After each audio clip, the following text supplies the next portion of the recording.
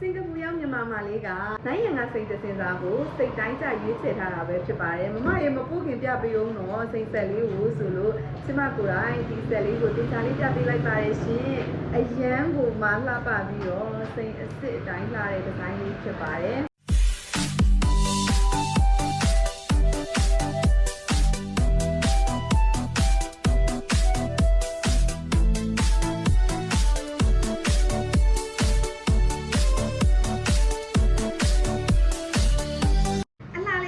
စိတ်တိုင်းကြပြပေးပြီဆိုတော့စင်ကာပူပို့ရင်ဘယ်နှစ်ရက်ကြာမှာလဲဆိုတဲ့အစိတ်ကလေးကစင်ကာပူပို့လို့ရှိရင်ကျမတို့တောင်ကြီးကနေစင်ကာပူကိုနှစ်ပတ်အတွင်းအရောက်ပို့ပေးပါတယ်ရှင်။ဘယ်နိုင်ငံကပဲမှာယူ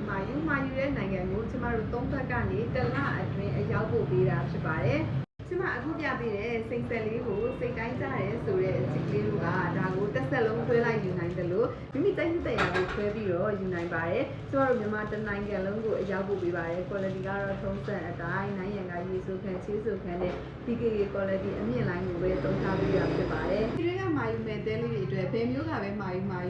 တဲ့မျိုးကိုကျမတို့အရောက်ပို့ပေးပါတယ်တစ်ပတ်အတွင်းအရောက်ပို့ပေးတာဖြစ်ပါတယ်ရန်ကုန်မန္တလေးနေပြီးတော့ဆိုလို့ရှိရင်တော့3ရက်ကနေ5ရက်အတွင်းအရောက်ပို့ပေးပြီးတော့စီးရောက်မှငွေချေပေးရပါတယ်ရှင်